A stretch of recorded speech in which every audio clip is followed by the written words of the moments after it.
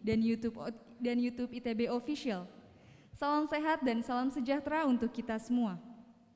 Untuk mendukung ketertiban acara, kepada hadirin di Zoom meeting, kami mohon untuk mengaktifkan kamera dan menonaktifkan mikrofon, serta disarankan menggunakan headset untuk kualitas audio yang lebih baik. Kami juga mengimbau kepada seluruh hadirin di Aula Barat untuk mengatur telepon genggam ke mode senyap dan selalu menerapkan protokol kesehatan 3M, yaitu selalu menggunakan masker dengan baik, mencuci tangan dengan air dan sabun atau menggunakan hand sanitizer, dan menjaga jarak. Terima kasih.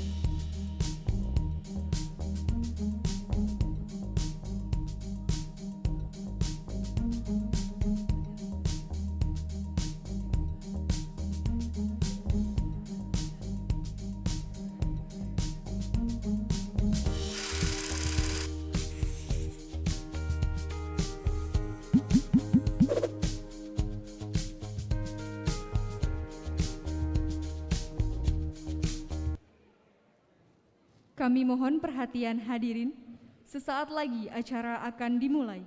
Kami mohon kepada hadirin untuk menempati tempat duduk yang telah disediakan. Sebelum acara dimulai, izinkan kami membacakan Safety Induction, Keamanan, Kesehatan, Keselamatan Kerja dan Lingkungan di Aula Barat Institut Teknologi Bandung.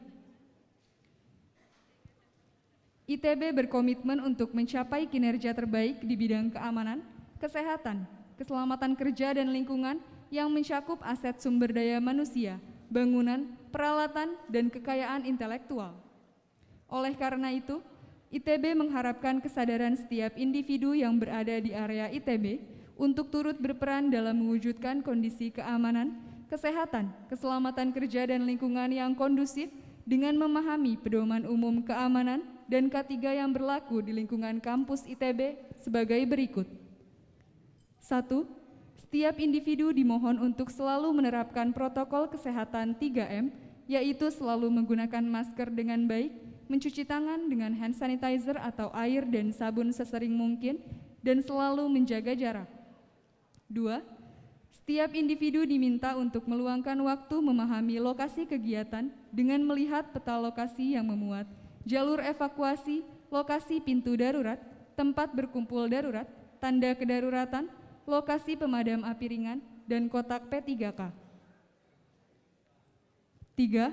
Pintu darurat terletak di sisi utara dan selatan ruangan ini, sedangkan assembly point atau tempat berkumpul yang aman terletak di utara dan selatan gedung ini. Sebagai informasi, hadirin saat ini menghadap ke arah barat. Jika diperlukan evakuasi, panitia atau satpam akan memandu. 4. Setiap individu wajib turut menjaga kebersihan gedung dan area aula barat, serta membuang sampah pada tempat sampah yang telah disediakan. 5. Setiap individu dihimbau untuk tidak meninggalkan barang tanpa pengawasan karena alasan keamanan. 6. Tidak diperkenankan merokok di dalam gedung dan kawasan kampus ITB, kecuali di area merokok. Pastikan puntung rokok mati sebelum membuang ke tempat sampah. Hari ini tidak ada rencana pelatihan keadaan darurat. Jika alarm tanda bahaya terdengar, maka nyata terjadi kondisi darurat. Jika terjadi kondisi darurat atau jika ada orang atau benda mencurigakan, kecelakaan, atau kondisi tidak aman lainnya, silakan menghubungi panitia atau petugas keamanan terdekat atau nomor darurat ITB 022 2500 204. Demikian pedoman ini disampaikan dan kami ucapkan terima kasih atas perhatian dan kerjasamanya.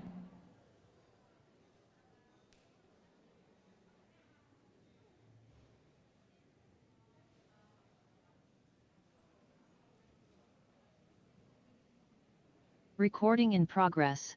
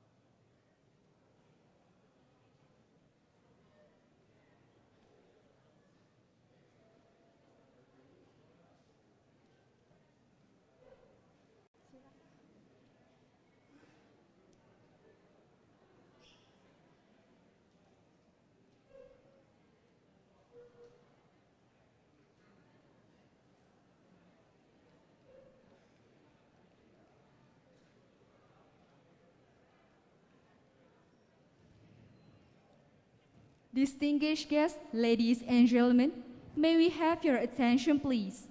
The event is about to begin. Assalamualaikum warahmatullahi wabarakatuh. Distinguished guests, ladies and gentlemen, good morning and welcome to Aula Barat Institut Teknologi Bandung.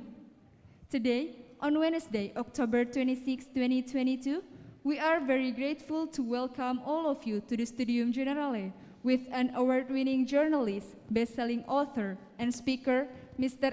Weiner, on the geography of genius. To begin with, please rise to sing the national anthem, Indonesia Raya.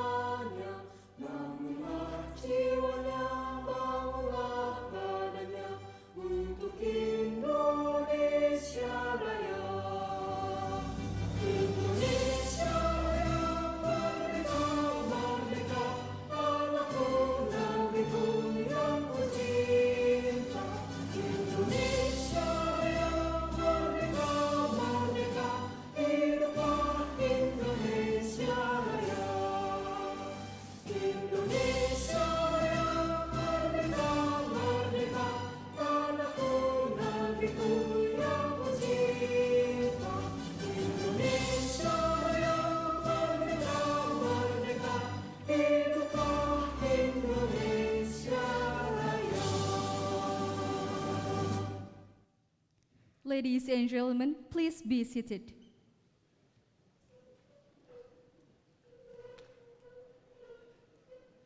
Distinguished guests, ladies and gentlemen, we will have an opening speech from the University Secretary of Institute Teknologi Bandung.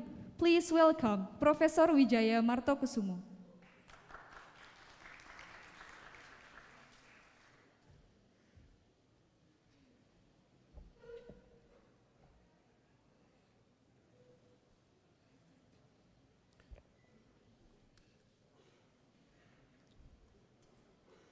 Assalamualaikum warahmatullahi wabarakatuh. Salam sejahtera buat kita semua.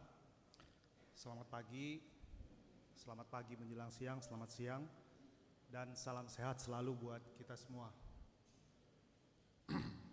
Ladies and gentlemen, distinguished guests, and students, of course. A very good morning to all of you. We meet again in this lovely building, in this lovely sessions. I hope you are all healthy and always motivated. So, I would like also to say hello to everybody who attends and probably joins by Zoom or through ITB YouTube ITB official, which is streamed directly from Aula Barat or West Assembly Hall. On this special occasion today, we have a special guest speaker from abroad.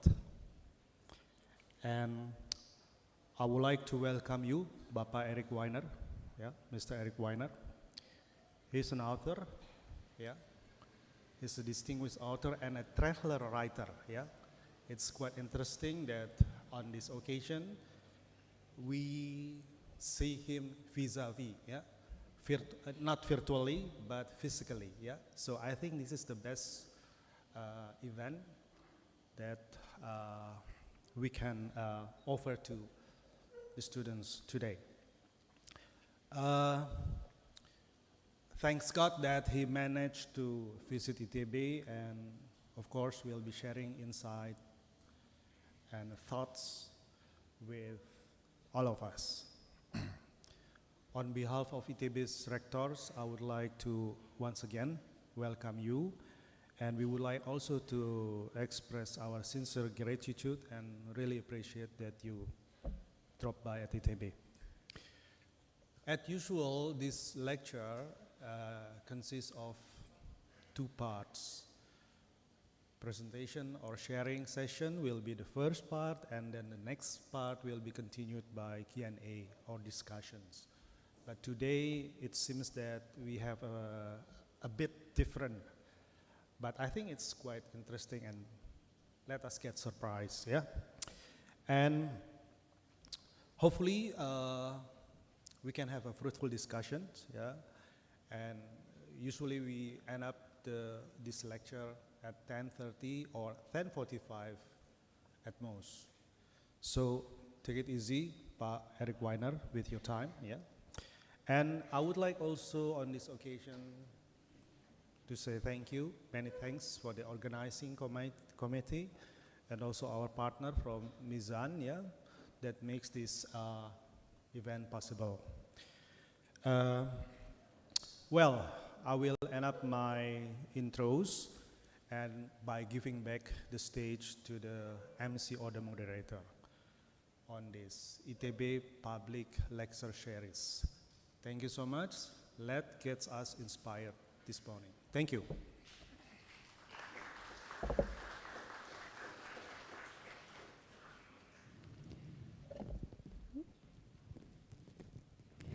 Ladies and gentlemen, the studium generalization is about to begin. This session will be moderated by Lucia Marliana Nurani, PhD. Ibu Lucia is an assistant professor at Literacy, Media, and Culture Research Group, Faculty of Art and Design of ITB. Please welcome Lucia Marliana Nurani, PhD.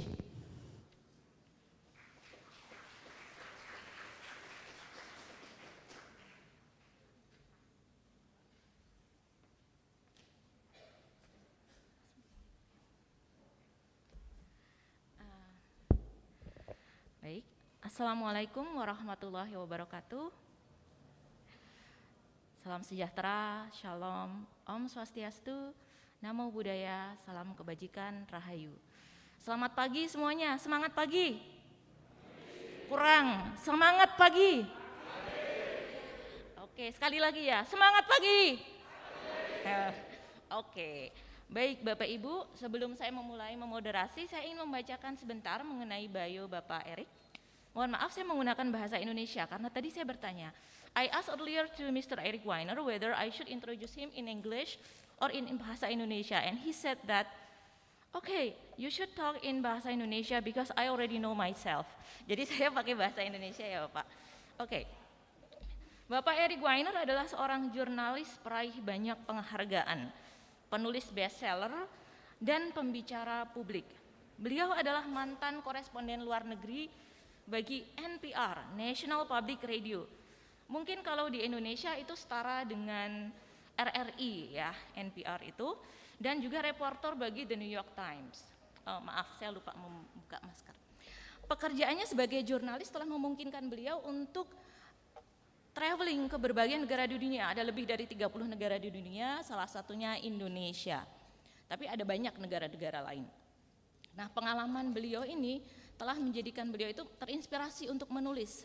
Dan salah satu bukunya akan beliau paparkan hari ini, The Geography of Genius. Nah, buku beliau yang pertama adalah The Geography of Bliss. Ini adalah buku beliau untuk mencari negara paling bahagia di dunia. Bagaimana negara-negara itu mendefinisikan kebahagiaan. Kemudian bukunya yang kedua adalah yang akan kita bahas hari ini, The Geography of Genius. Perjalanan mencari tahu bagaimana seorang jenius dilahirkan dan bagaimana kreatif jenius berkembang di tempat dan waktu yang sangat spesifik. Lalu berikutnya bukunya nggak kalah menarik, yaitu Man Seeks God, manusia mencari Tuhan. Nah, di dalam buku ini adalah perjalanan spiritualitas beliau dalam mencoba mencari jawaban atas pertanyaan yang sangat fundamental, yaitu yang pertama, dari mana sih kita berasal? Kemudian apa yang terjadi setelah kita mati? Kemudian bagaimana kita seharusnya menjalani hidup kita. Nah, itu dapat Anda lihat di buku beliau di Man Seeks God. Dan buku beliau yang terakhir adalah The Socrates Express. Buku ini berisi tentang jejak kearifan para filsuf dan kenapa ajaran mereka itu bertahan hingga masa modern ini. Nah, keempat bukunya ini telah memikat banyak pembaca dan saya yakin seluruh audiens yang ada di sini pun merupakan fans beliau. Dan telah diterjemahkan lebih dari 20 bahasa di dunia termasuk dalam bahasa Indonesia. Dan buku beliau dalam bahasa Indonesia ini diterbitkan oleh Mizan. Dan lebih mengejutkan lagi adalah bahwa buku beliau yang diterjemahkan dalam bahasa Indonesia ini adalah nomor 2 terlaris setelah bahasa dari Bulgaria ya, Ibu Bapak ya. Jadi pembaca di Indonesia ini banyak sekali. Jadi nomor 2 setelah di Bulgaria. Kemudian beliau adalah penerima beberapa penghargaan jurnalisme yang sangat bergengsi, termasuk Angel Award. Angel Award itu adalah penghargaan yang beliau terima karena liputan beliau mengenai Islam di Asia. Kemudian penghargaan lain adalah Borders Original Voices Award, serta bersama rekan-rekannya di National Public Radio atau NPR, beliau menerima penghargaan yang bernama The Peabody Award, karena telah menuliskan seri laporan investigasi mengenai tembakau, industri tembakau di Amerika Serikat. Beliau juga menjabat sebagai Knight Journalism Fellow di Stanford University. Nah, Bapak Eric Weiner ini menyebut dirinya sebagai philosophical traveler yang tertarik untuk mengeksplorasi persimpangan antara, jadi irisan antara gagasan dan juga tempat, lokasi. Karena menurutnya aspek-aspek menakjubkan dari kehidupan itu dapat dilihat dari intersection tersebut, baik dalam upaya kita mencari kebahagiaan, kearifan maupun ekspresi kreativitas. Jadi itu sekilas tentang Bapak Eric, dan without further ado, I would like to invite Bapak Eric Weiner to have a conversation with us.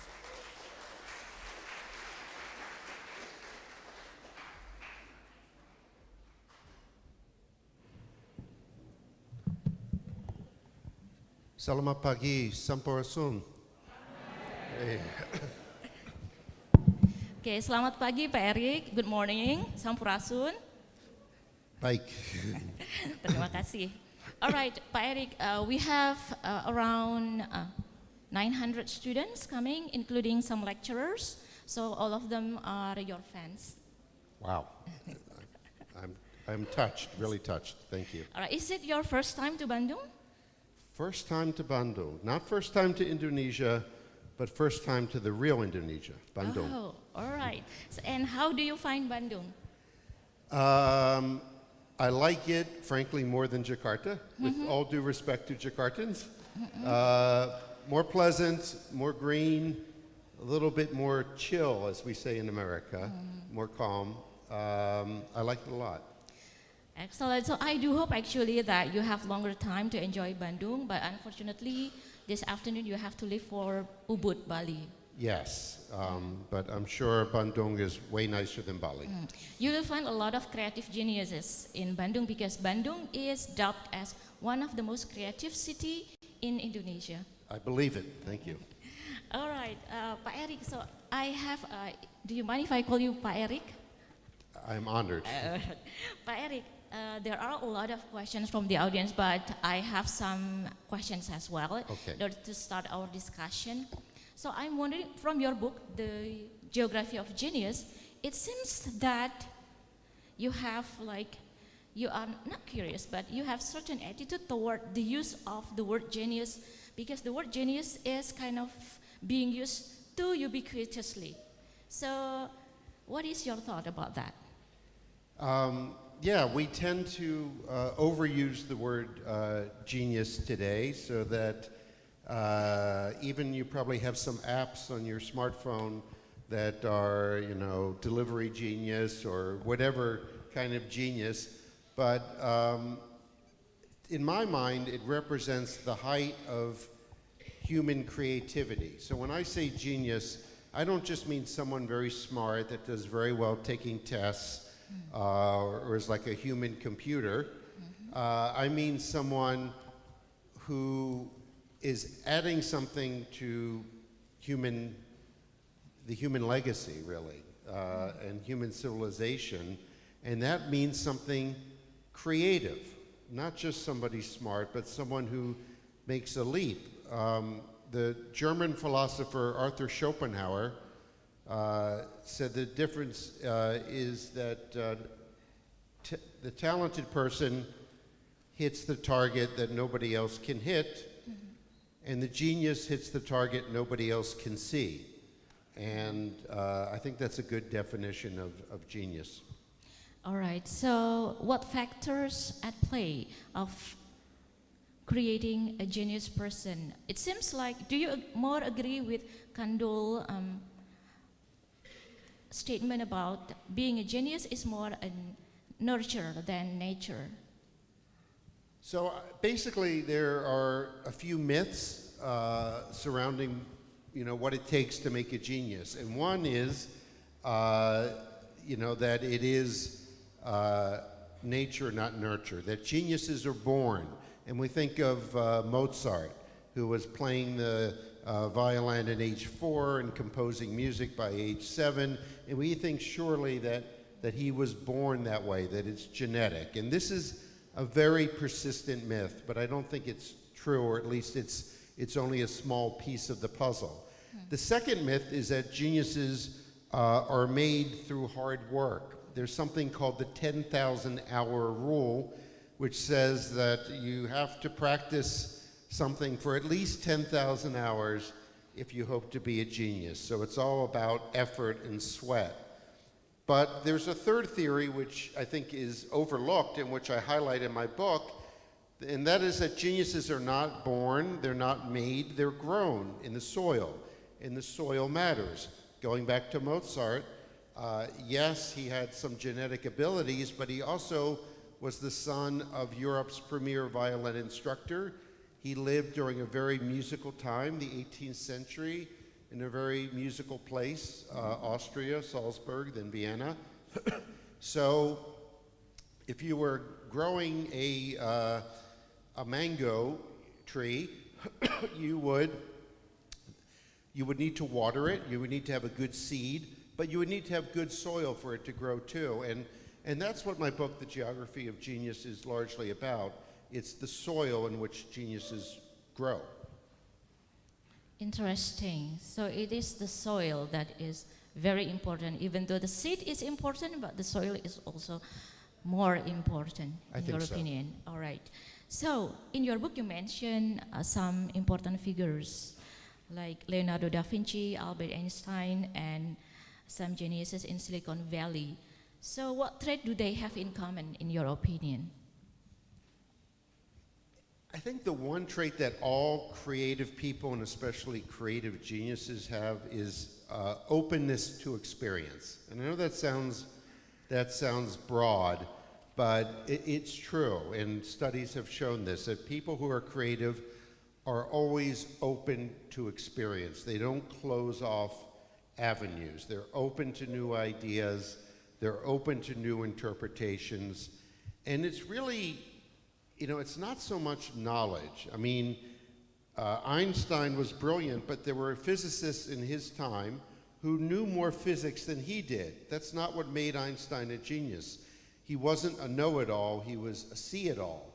It's that vision, that ability to connect dots that most people would not connect, and to do it in unusual ways. And as I tell my writing students, I think it applies to all creative activities. Good writing is something that is unexpected but true. And geniuses stumble onto, but really they find something that is unexpected but true. So this is why they tend to be outsiders somewhat. They tend to be, not really the captain of the ship, because the genius is always rocking the boat, and the captain doesn't like when his boat is being rocked. So they tend to be, I would say, not conventional. And talking about the soil to create the geniuses. So can we foster an environment to make more geniuses? So if you could, I would not be here. I'd be on my private yacht somewhere off the coast of Monaco if I could figure out a formula, because I'd be the richest man in the world, more rich than Elon Musk. So I get this question, and unfortunately, that you cannot engineer, I call them genius clusters or places of genius. And people have tried to, if you consider Silicon Valley, so many places around the world have tried to imitate it. In the United Arab Emirates, they have Silicon Wadi. In England, they have Thames Valley.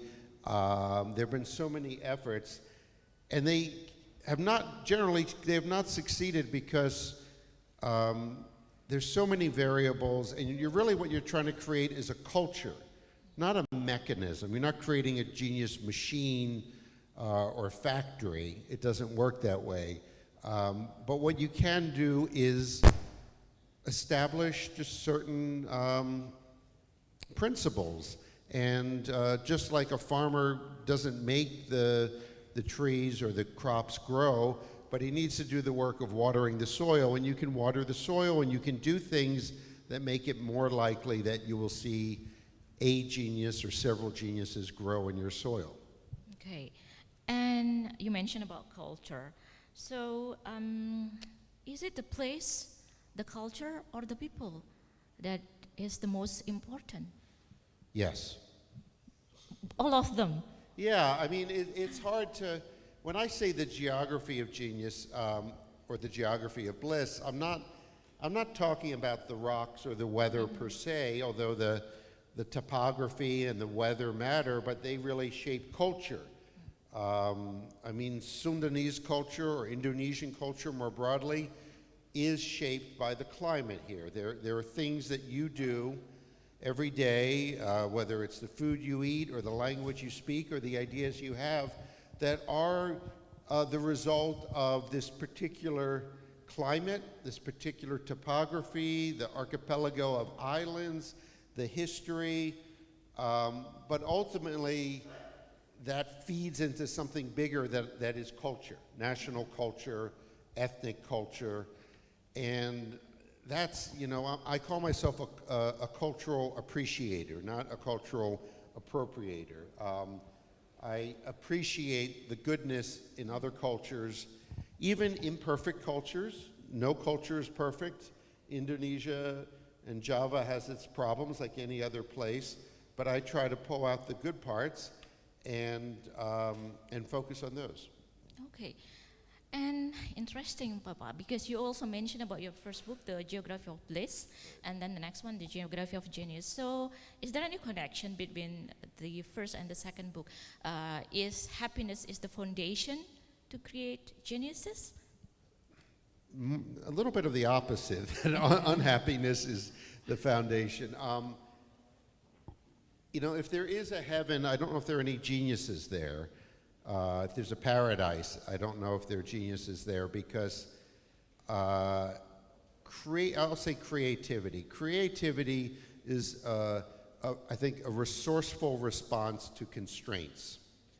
So the idea that you just need to give people everything, lots of money, lots of materials to create is wrong. In fact, creativity is you only have a certain amount of time, a certain amount of material, and then you have to creatively, resourcefully create with what you have. And the thing about paradise or a land of just happy people is they're not driven, in a way, unhappiness, or I would say discontentment, is what drives us to create. So there is, if you know what a Venn diagram is, you know, have these circles. If you had creative genius here and happiness here, there would be some overlap. Not a lot, but there's some. And I'll tell you one interesting story. When I was in Iceland researching the geography of bliss, I met a musician, a wonderful musician, a composer of very beautiful, very sad and beautiful music, and his name is Hilmar. He's done film scores for Hollywood and very successful and very soulful. And I said, well, Hilmar, you know, you're very successful, but, you know, you seem happy when I meet you, but your music is so sad. It's like, I'm confused, what's going on?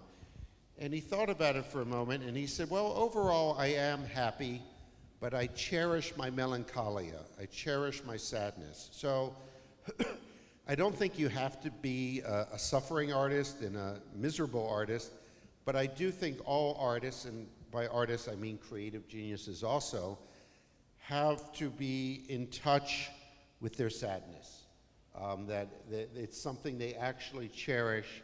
And I think if you asked an Einstein or a Da Vinci or anybody like that, or any creative person, if they would want to eliminate all sadness from their life, I think they'd probably say no, myself included. Not that I'm a genius, but yes. So we have to embrace misery. Embrace it or transform it. I think the job of the artist is to transform suffering. And a similar transformative process takes place with the creative genius. And, you know, I mean, Einstein was unhappy in many ways. He was a C student in university. So for all you C students out there, you could be the next Einstein, but you should still study.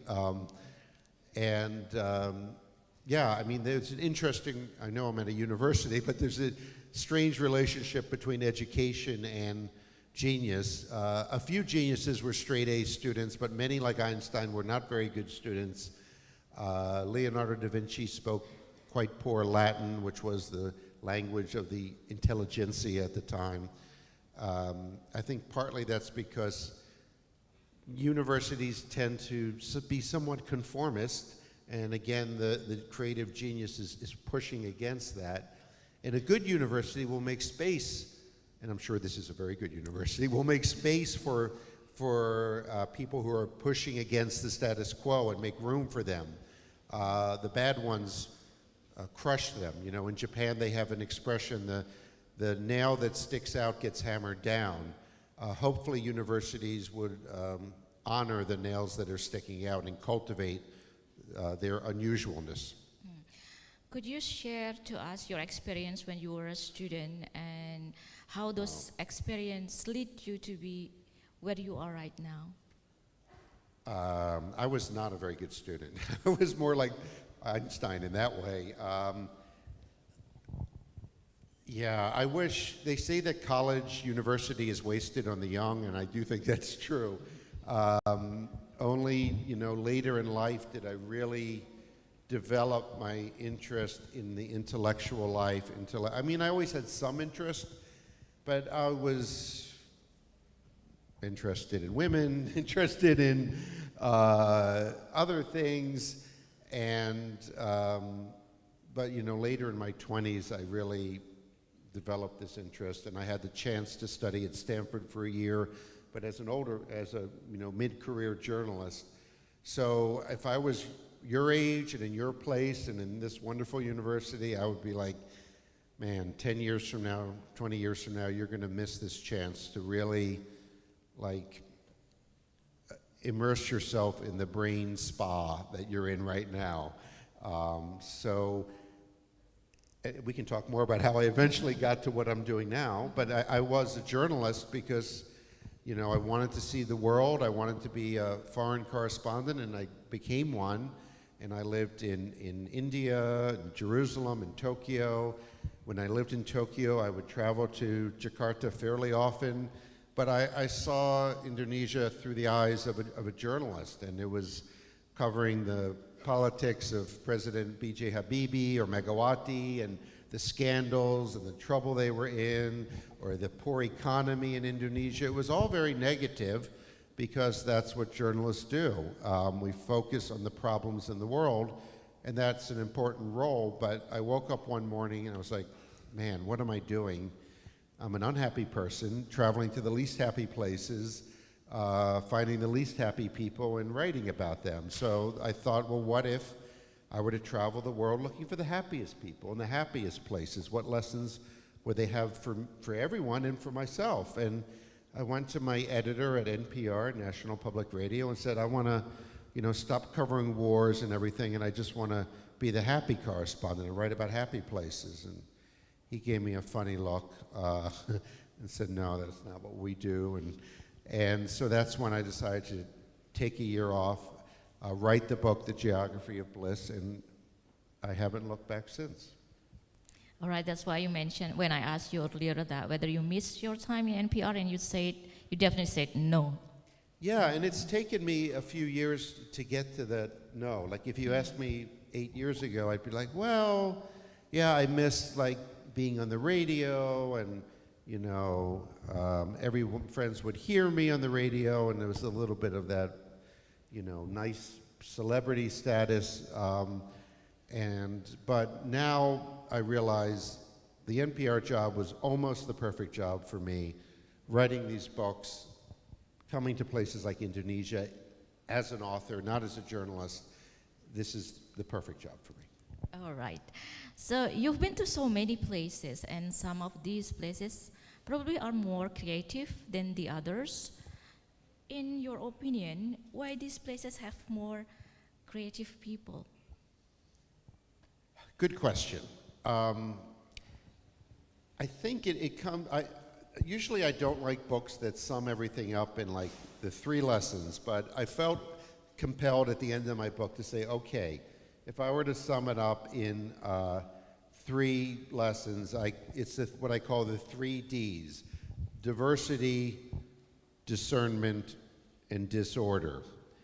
And there's a bonus 4th D, which I'll tell you. But diversity is all these places throughout history and still today that are creative hubs, genius clusters, as I call them, have diversity. Now, by diversity, I don't mean necessarily ethnic diversity. You can have ethnic diversity but not have any intellectual diversity. You can have people who look different but all think the same. That's not real diversity. Real diversity is where you have a lot of competing ideas in the marketplace of ideas, and you have a degree of tolerance for those ideas. Silicon Valley does allow new crazy ideas, flying cars, Elon Musk people to air their ideas. But then you also need discernment. As I say, these places are not just magnets, they're also colanders, which is that thing that you strain the pasta or the rice through. And these places are good at separating good ideas from bad ideas. They have genius hunters in a way. So in Florence in the 15th century, it was the Medici family, which would bet on, oh, this young guy named Michelangelo, he's got talent, let's support him. That other guy's not so good, but we'll go with Michelangelo. And in Silicon Valley today, you have the angel investors, the venture capitalists, whose job it is to support people who have the potential to separate good ideas from bad ideas, because not all ideas are equally good. The third is disorder or chaos, and you actually need some of that. And I know people think chaos is bad, you should avoid chaos, but in fact, chaos is necessary. To go from the old order to the new order, you have to pass through a chaotic time. I don't know how many people have neat desks or messy desks, but their studies show that people with messy desks tend to score higher in creative thinking because there's some disorder in their life. You don't want to have so much disorder where you can't find that great idea you just wrote down on your piece of paper on your desk. But some disorder is necessary, and these creative places allow for it. And the bonus fourth D is discomfort, which is what I talked about earlier, the constraints. Not having everything. People born very, very wealthy into very, very wealthy families tend not to be that creative. And to be honest, countries that are awash in oil, in the Persian Gulf, for instance, or Borneo, I suppose, not Borneo, Brunei, they tend not to be that creative because they don't have to. They don't have any discomfort, any constraints, and that's why it's sometimes called the curse of oil when you're given everything. Boy, that's a long answer to your question, but there you go. All right, so I'm so relieved you mentioned that about the messy desk, because I do have messy desk. My desk is very messy. Jadi Bapak Ibu, teman-teman yang meja belajarnya berantakan artinya orangnya kreatif, jenius. Ya. Alhamdulillah. So you could be a genius. Thank you. All right, Pak Erik, because of the time constraint, I think I'd like to invite audience to ask a question. I'm told this is a Yes. curious, inquisitive group of people. Yes. Let's see if they were right. Alright, teman-teman mahasiswa, because of the time constraint, Pak Erik needs to leave for Ubud this afternoon. So I would like to open Q&A session. So if you'd like to have some questions, so please raise your hands and About anything you at can all. introduce yourself. Silahkan, teman-teman mahasiswa, or maybe Bapak Ibu dosen, if you have any question. Teman-teman mahasiswa kalau ada pertanyaan atau Bapak Ibu dosen silahkan. Ya, silahkan Ibu Sofi.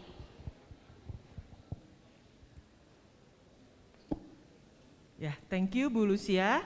Thank you Pak Erik. So more philosophical question is already addressed by Bu Lucia. So I will more ask to the technical things that how do you write. So maybe you have tips or maybe you have a strategy for yourself to make a book that I think it's quite many pages from all your books, and how you manage how to write every day, or is it you have another strategy? The second one, maybe I want to ask, because you always said jangan lupa bahagia. So how to reduce the sadness for something that you cannot change? Thank you.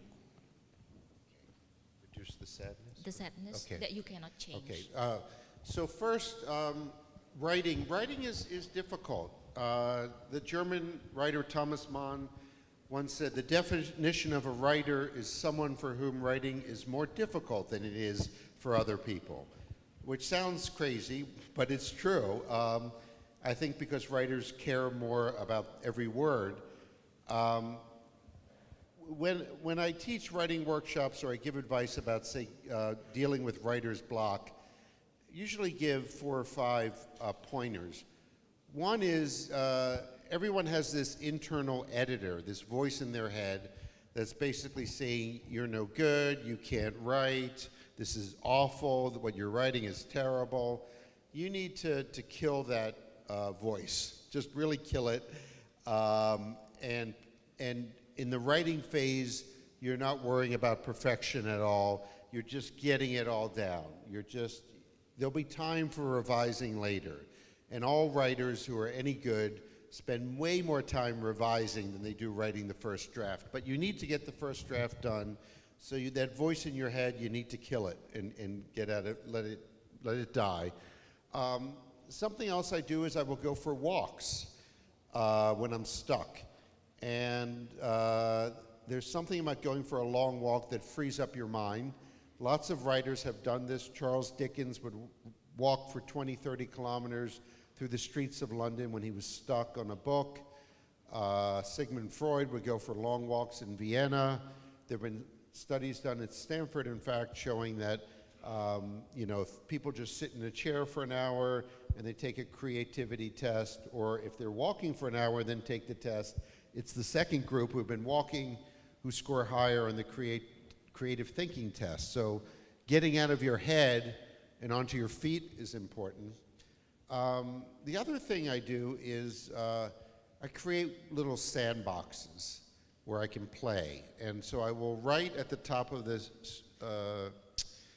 Word document, this does not count. Capital letters, this does not count. And then I will play, and I will call that file like Athens chapter sandbox.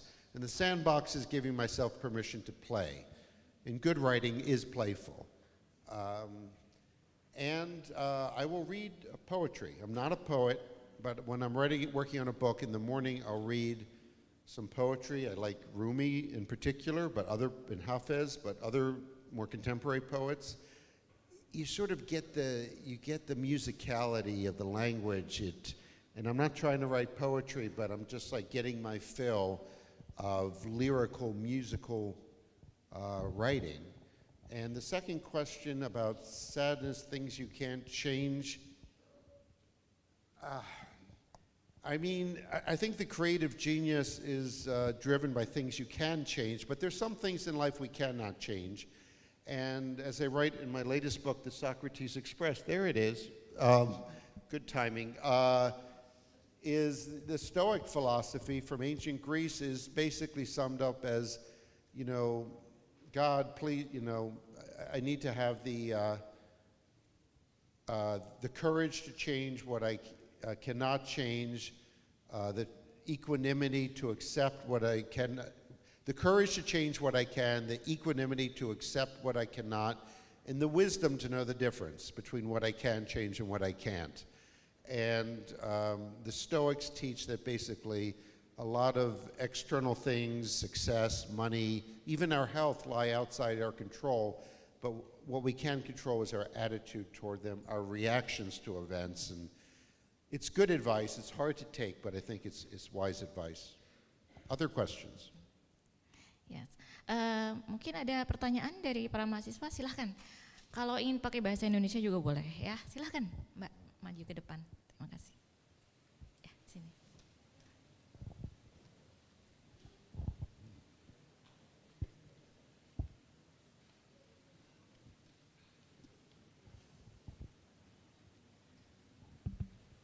Halo. Hello. Perkenalkan, saya Fatimah Ahmad Rosidah from Aerospace Engineering, and I have a simple and short question for you, but I'm so curious about that. In your opinion, what Indonesian crazy ideas have you found when you visit here? Could you repeat that? Tadi agak menggema. Oh, okay. In your opinion, what Indonesian crazy ideas have you found when you visit Indonesia? The crazy idea. It's about crazy ideas. Oh, when you visit Indonesia, did you find any crazy idea? Thank you. Well, the food's so spicy that your mouth is on fire. That's pretty crazy. That's crazy. The traffic in Jakarta is crazy. The sense of humor, which I had not really noticed that much on previous trips because I was being a serious journalist, but I detect this time, and I can see that there really is a sense of humor. I was meeting with Trinity, who's a travel writer. Does anyone know Trinity? Yes. Okay. Do we like her? Okay. She's very cool, Indonesian. She's been to more countries than I have. And she said, oh, we Indonesians love our country, just not our passport. And we Indonesians love our country, just not our passport. Okay, maybe not that funny. But anyway, I thought that she could make fun of, to me that comment showed like real love for Indonesia, but realizing that there's problems and you need a visa to go to so many countries. So this ability to not take your work seriously, but not take yourself too seriously, I think that, I don't know if that's a crazy idea, but that's a good idea, and it's a good way of approaching life.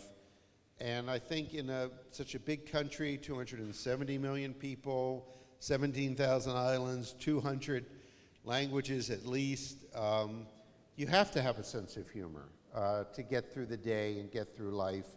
But at the same time, I see people are hardworking. Mizan's certainly hardworking, but they have fun. There seems to be a real sense of fun here. That even if you're while you're working, you can have fun while you're working. And I think it's a crazy idea for Americans because we tend to be so serious about our work, and then we're serious about our fun. So if we're going to go hiking, we have to get all the best gear and study it, and takes the fun out of it. So yeah, I would say that sense of humor. Thank you Pak Erik. Terima kasih Mbak atas pertanyaannya. Ada pertanyaan lagi mungkin Mbak? Satu aja atau dua? Sudah Bu. Oh, baik. Terima kasih. Terima kasih. Ya, terima kasih. Mungkin applause untuk pertanyaan-pertanyaan tadi. Oke, ada pertanyaan lain. Ya silahkan Mas, silahkan maju ke depan.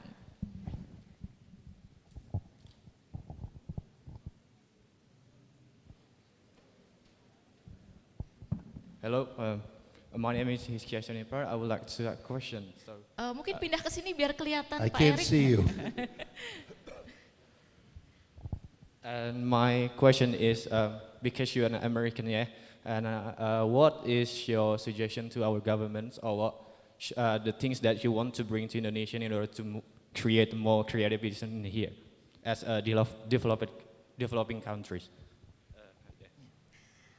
Namanya siapa tadi? Hiskia, Dari fakultas apa? MIPA. Okay. He is student from natural sciences, Yeah, and any question? his question is, you come from developed country, from United States, so do you have any suggestion for us, for Indonesian government probably, how to foster creativity in Indonesia? Yeah, I don't think it's a matter of developed or developing countries. Developing countries can be quite creative, and developed countries like mine can be not very creative. So, little distinction there.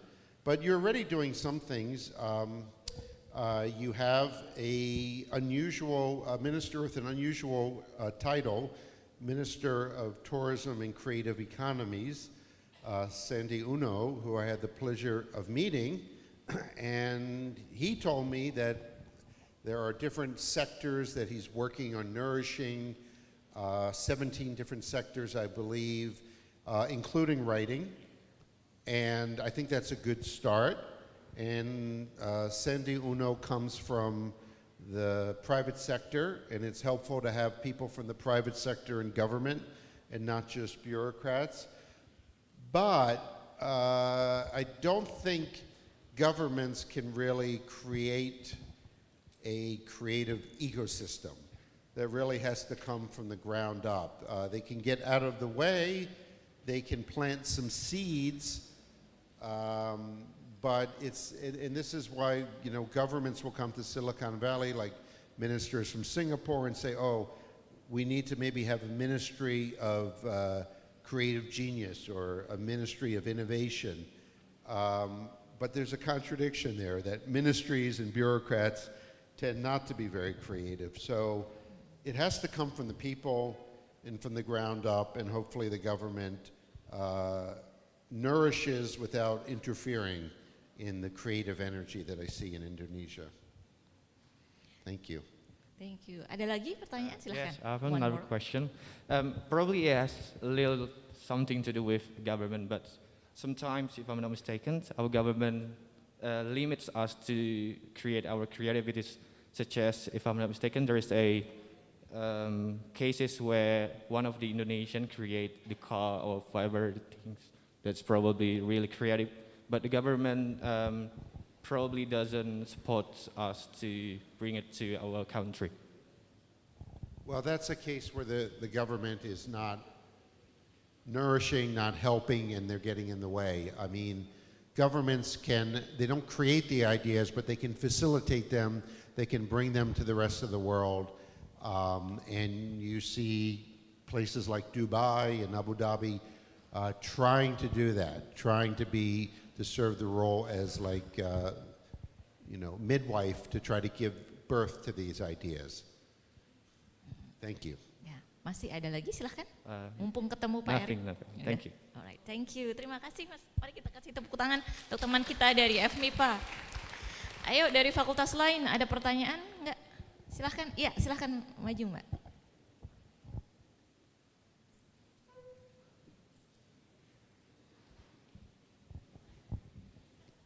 Selamat pagi. Selamat pagi. All right, so let me introduce slightly about myself. My name is Shamarel. I'm from clinical pharmacy. I would just like to ask that you mentioned before, so first you started as a journalist that wrote about the sad things, the disorders that happen in countries that you visited, but then you have a turning point in which that you started write more about the happy things.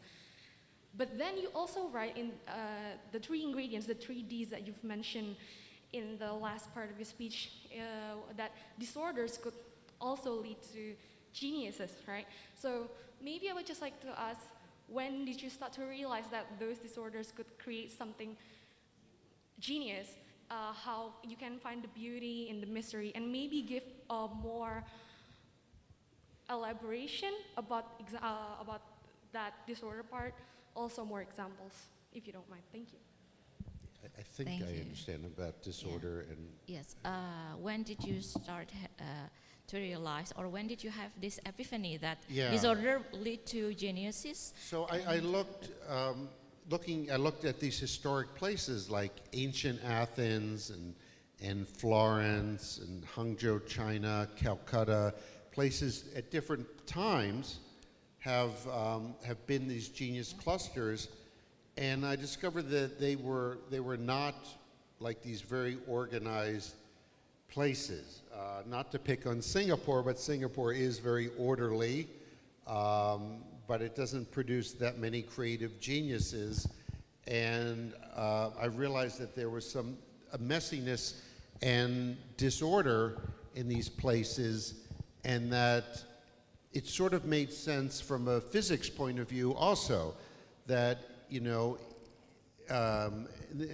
if you had a container and you have molecules bouncing around inside, the more times the molecules were bouncing up against another molecule, that's known as an interaction opportunity, the more they might actually form new compounds. And this is why most creative places are cities. They're not countryside, rural areas, is because you have these more interaction opportunities. You have people bouncing ideas off of each other, and that is, by its nature, chaotic. And then I did study chaos theory in physics for a while, as much as I could understand it, and it seemed to back up the idea that you have new orders emerging from chaotic systems. And I do always find it interesting when you can take a phenomenon from the world of hard science, of physics or chemistry, and then apply it to social lives.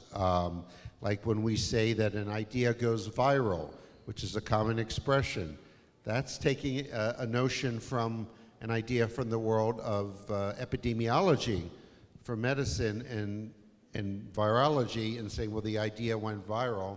And in fact, what happens with ideas or your Instagram post when it goes viral is very similar to the coronavirus, that that spreads exponentially. And I think there was a second part to her question, or?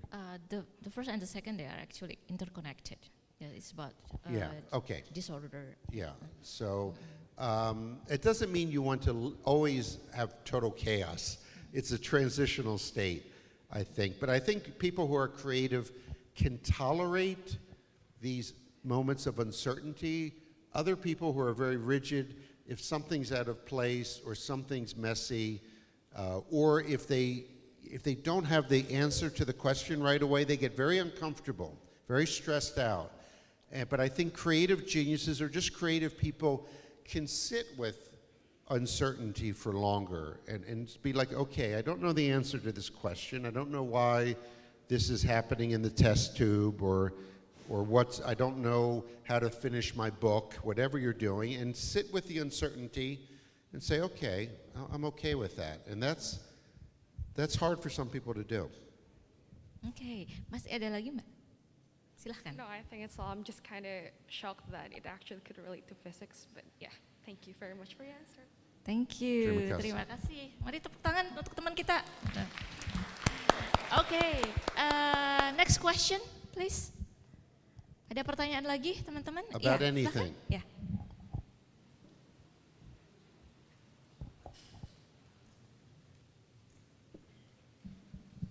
Okay, good morning. My name is Hefina, and I'm from Pharmaceutical Science and Technology. I was just wondering if you have any tips or suggestions for college students like me or everyone else here on how to become a creative genius or how to increase our creativity. Because you said earlier that in higher education, usually there are a lot of constraints, and so sometimes we don't have the time or resources to explore our creativity. So I was wondering if you have any tips or suggestions on how we can explore our creativity or how to become a creative genius. Thank you. Thank you. I think one thing you can do is to be a complete person. I know this is a technical university, but one thing I learned is that even people who make their mark in a specific scientific field are fully rounded people. Einstein played the violin, played quite well. And if he got stuck on a physics problem, he would go play the violin. Sigmund Freud was a psychologist, of course, but he knew a lot about classical Greek culture and was a kind of amateur archaeologist. So one of the problems with our current world, and universities are part of that problem, some universities, the corporate world too, is this hyper-specialization. And I think that all geniuses are interdisciplinary in some way. And so to whatever extent you can take a class in English literature or in Bahasa or in anthropology, something outside of your technical field, that's going to increase your chances of being a true genius because you'll have more material to work with. And you never know what idea from reading Shakespeare you might get that applies to, what is your major, may I ask? Pharmaceutical Science and Technology. Pharmaceutical science. You never know what idea reading Shakespeare might give you about pharmaceutical science. So as much as possible, broaden your horizons, take classes, or just read outside of your discipline, and that will nourish you as a complete person, and you never know what fruit might become of that. Terima kasih. Terima kasih. Tangan. In ITB, actually, Pak Eric, we do have Faculty of Arts and Design and Okay. School of Business as well as Urban Planning. So it's like STEAM, Science, Technology, Engineering, Arts and Mathematics School. STEAM. Yes. Okay, I like that. Not STEM, but Not STEAM. STEM, STEAM, yes. STEAM powered. All right, maybe last question dari teman-teman. Ada pertanyaan terakhir nih, karena Pak Eric harus mengejar pesawat. Ya, About jadi- anything. Ya, Any of my books or about life. boleh pakai bahasa Indonesia, yang nggak harus pakai bahasa Inggris. Silahkan. Ya, silakan Mbak.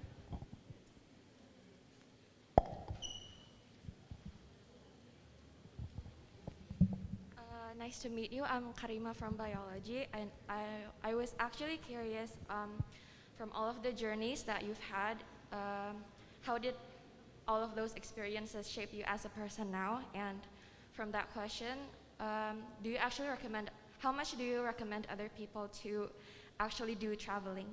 Thank you. Good question. I understood it. Thank you.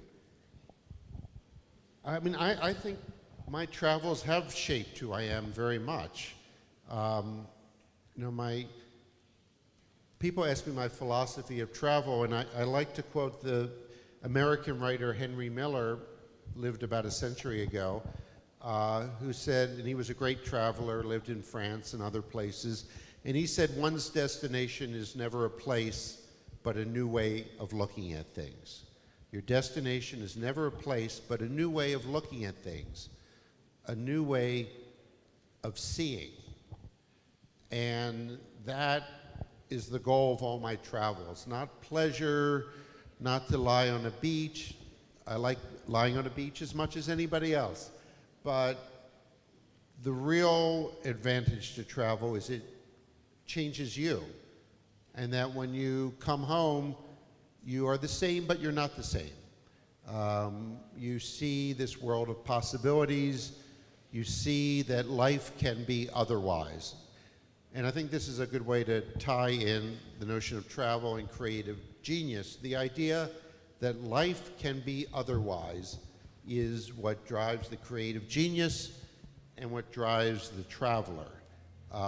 It's expanding the world of possibilities and changing how you see the world so that when you get home to Bandung or Baltimore, Maryland, or Dusseldorf, Germany, or Tokyo, you see the world a bit differently. I won't go home being Indonesian. I'll still be me, an American, but from this trip here, I will look at things a bit differently. And once you start to do that, you don't know where it might lead. It might lead to something wonderful. Terima kasih. Terima kasih Pak Erik. So, if I may conclude your... Can I say one last Yes, word? This is, if you indulge my bahasa, I just want to say, jangan lupa bahagia.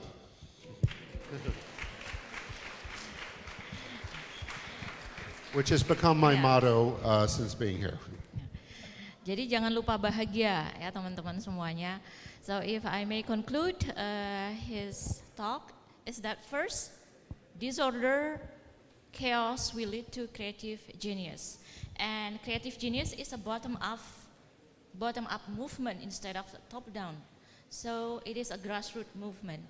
And finally, you need to embrace misery, also unhappiness, because that will lead to creativity. That will lead to success. You were listening carefully. Good. A plus. Thank you. A plus. Thank you. And maybe last message for the students of ITB, Pak Erik. You are now at Institut Teknologi Bandung or Bandung Institute of Technology, one of the best universities in Indonesia, and we are proud that we produce great students and graduates. In fact, the first president of Indonesia, the founding father of Indonesia, Soekarno, is an alumnus of ITB. Really? So, yes. Wow. Do you have any message for our students?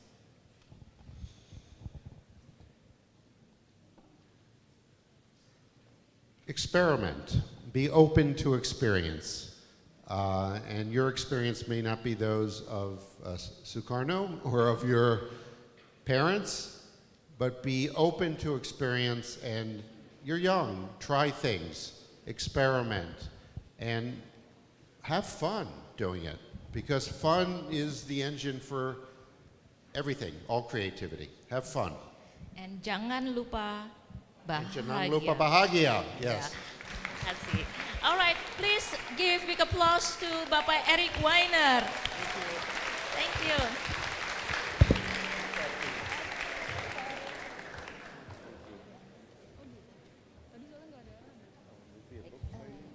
I will announce that. Yes. Thank you, Pak Erik. Baik teman-teman sekalian, I think that's the end of the public lecture today. Dan di akhir ini akan ada penandatanganan buku Bapak Erik. Apabila teman-teman sekalian atau Bapak Ibu membawa buku beliau ada waktu sekitar 10 menit untuk menandatangani buku beliau. Nanti akan dipandu oleh MC. Demikian mungkin dari saya. Terima kasih atas kehadirannya. Wassalamualaikum warahmatullahi wabarakatuh. Thank you. Oh sebentar, jangan pulang dulu, mau foto bersama dulu ya di tempatnya, nanti akan difoto dari depan. Now we would like to invite all of guests and participants to join the photo session.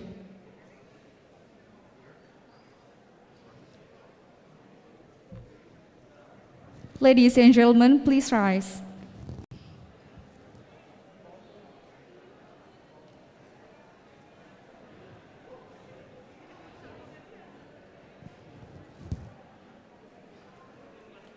Satu, dua, tiga.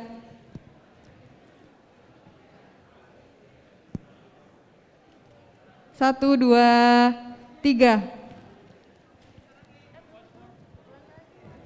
Satu kali lagi, satu, dua, tiga.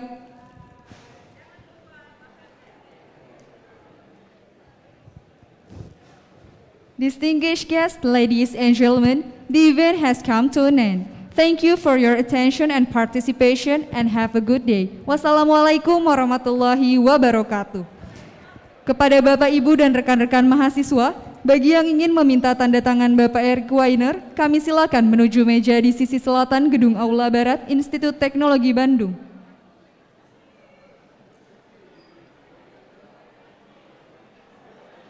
Recording stopped.